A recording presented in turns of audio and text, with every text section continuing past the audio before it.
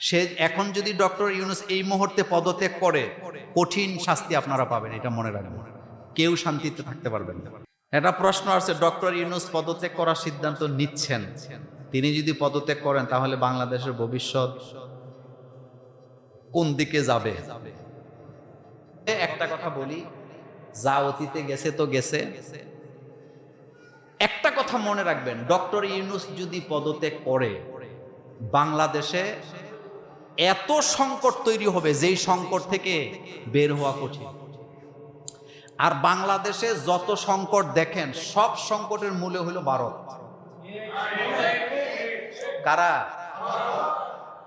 এটা মনে রাখবেন। আপনি যে ঘরে বাইয়ে বাইয়ে ঝগড়া করতেছেন, এই ঝগড়াটা মিট হোক না, এটা আপনার পাড়া প্রতিবেশী সর্দাররা চায় না। আপনি মিলতে চাইলেও আপনার বাইরে আপনার সাথে কি করবে? লাগাই দিবে। এটি বুঝতে হইলে আপনার ব্রেন লাগবে, ঠান্ডা মাথায় বুঝতে হবে। ভারত এই দেশকে কখনো শান্তিতে থাকতে দিবে না। আর ভারত কখনো এই দেশে ইসলামকে মাথা চাড়া দিতে দিবে না। আপনি মানেন চাই না মানেন, এটা আপনার ব্যক্তিগত ব্যাপার। কারণ এই দেশ দুর্বল থাকলে ভারত লাভবান। পৃথিবীর কোন দেশ দুর্বল হলে ভারতের লাভ নাই, কিন্তু বাংলাদেশ দুর্বল থাকলে ভারতের লাভ আছে। আপনারা যারা ভারতে গেছেন আমার সাথে পার্সোনালি কথা বলবেন। বাংলাদেশের কোন মানুষ ভারতে গিয়া শান্তিতে হোটেল পাইছে, হোটেলে বুকিং এ পাইছে, মর্যাদা নিয়ে বাস করছে, একটা প্রমাণও আপনি দিতে পারবেন। চিকিৎসার জন্য গিয়া লাঞ্ছিত হয়েছে। আমাদের দেশে একজন সাংবাদিক ছিল মুন্নিশা, আপনাদের মনে আছে? মুন্নিশা ঠান্ডা হয়েছে কবে জানেন? হ্যাঁ, ভারতে একটা সফরে গেছিল সে প্রধানমন্ত্রীর সাথে। যাওয়ার পরে হোটেলে শান্তি পায় নাই, ঘুমায়া শান্তি পায় নাই, খানা পায় নাই, লাঞ্ছনা বঞ্চনা খাইয়া এরপরে বুঝছে যে এতদিন কার দালালি করলাম, তারা তো আসলে আমাদের বন্ধু না। এখন আর মুন্নিশারে দেখেননি? আপনি এখনো ইউটিউবে সার্চ দিলে তার এই বক্তব্য পাবেন। সে লাইভে আইসা বলছে যে এখানে 1.5 পয়সার দাম আমাদের নেই।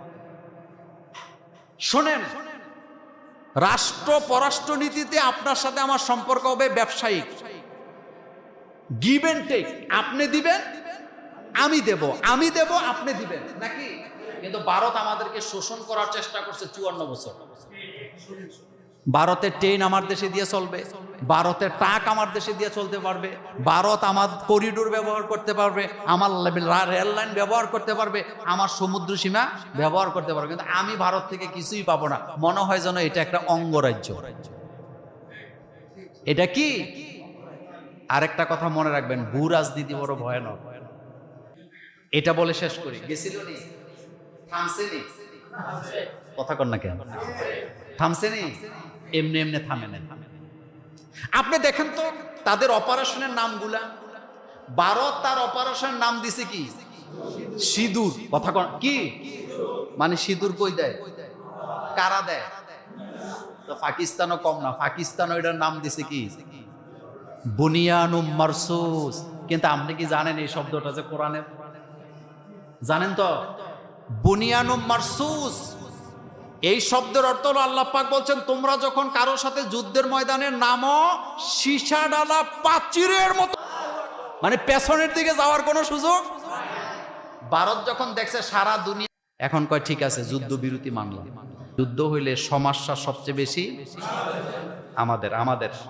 কারণ আমরা মানচিত্রিক ভাবে এমন এক জায়গাতে আছি, এটা থাকবে, এটার প্রভাব থাকবে। এটা বুঝার জন্য কিছু ঠান্ডা মাথায় চিন্তা ভাবনা করা লাগবে।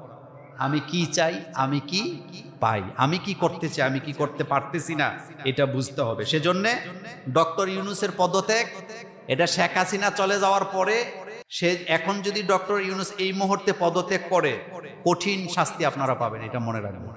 কেউ শান্তিতে থাকতে পারবেন না।